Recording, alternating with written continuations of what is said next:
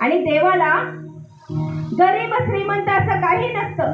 देवाला सगळी सारखीच असतात. ते म्हणतात ना, nobody is poor, nobody is rich, at the door of the God all are equal to God.